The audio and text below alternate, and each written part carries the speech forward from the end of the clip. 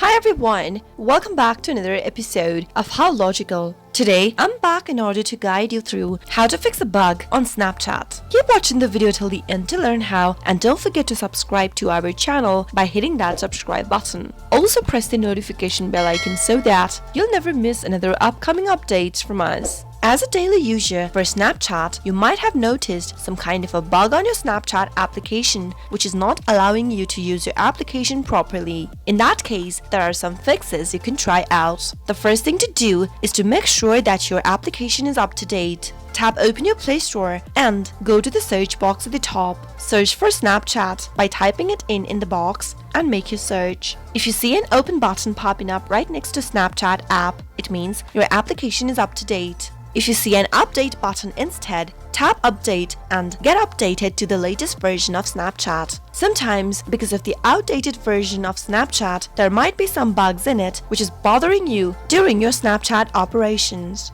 Once you update your application to the latest version, go back to Snapchat and see if your Snapchat is working. Apart from that, if you're not being able to use your Snapchat app properly, the next thing to do is to make sure that you are connected to an internet. Turn on your Wi-Fi or your cellular data, and once connected, check if that fixed your issue. If the network is not an issue, then the next thing to try out is to try clearing your data for Snapchat. Go to the settings button from your Android device and from the settings menu, tap on apps. All of the list of the applications will be displayed on this page. Search for Snapchat from the list and give it a tap. Tap on storage right under app info. Tap Clear Cache at the lower right hand corner, which will clear out all of your cache data that is piled up on your Snapchat application over the years. Now, simply tap on Clear Data at the lower left hand corner and in the pop-up select OK. But before selecting OK, make sure that you remember all of your credentials for Snapchat,